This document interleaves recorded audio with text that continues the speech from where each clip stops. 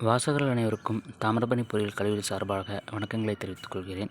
இன்றைக்கி நம்ம பார்க்க போகிறது என்ன அப்படின்னா, சோடியம் எப்படி வாட்டர் கூட சேர்ந்து ஃபயர் ஆகுது அப்படிங்கிறது. சோடியம் அப்படிங்கிறது நமக்கு அல்கலி மெட்டல். இந்த அல்கலி மெட்டல் எப்போவுமே எலக்ட்ரோ பாசிட்டிவாக இருக்குன்னு நினைக்கும். அதாவது தன்கிட்ட இருக்கிற எலக்ட்ரானை இன்னொருத்துக்கு கொடுத்துட்டு அது பாசிட்டிவாக மாறணும் அப்படின்னு நினைக்கும். ஸோ அப்படி பார்க்கும்போது நம்ம சோடியத்தை வாட்டர் கூட சேர்க்கும்போது அது தன்கிட்ட இருக்க எலக்ட்ரானை கொடுத்துட்டு அது சோடியம் ப்ளஸ்ஸாக மாறிக்குது. அப்படி ப்ளஸ்ஸாக மாறினது வாட்டரில் இருக்கிற OH- அயன் கூட சேர்ந்து சோடியம் ஹைட்ராக்சைடு நமக்கு கிடைக்கிது. இப்போது தண்ணிக்கு வந்த எலக்ட்ரான் ஹைட்ரஜன், அதாவது H+ கூட சேர்ந்து ஹைட்ரஜனாக மாறுது. ஒரு ஹைட்ரஜன் இன்னொரு ஹைட்ரஜன் கூட சேர்ந்து நமக்கு என்ன கிடைக்குன்னா H2 கேஸ் கிடைக்கிது. இந்த H2 கேஸ் காற்றுல இருக்கிற ஆக்சிஜன் கூட சேர்ந்து H2Oவாகவும் ப்ளஸ் எனர்ஜியாகவும் மாறுது.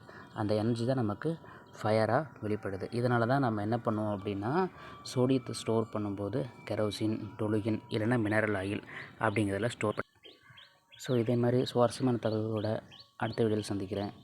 தேங்க்யூ.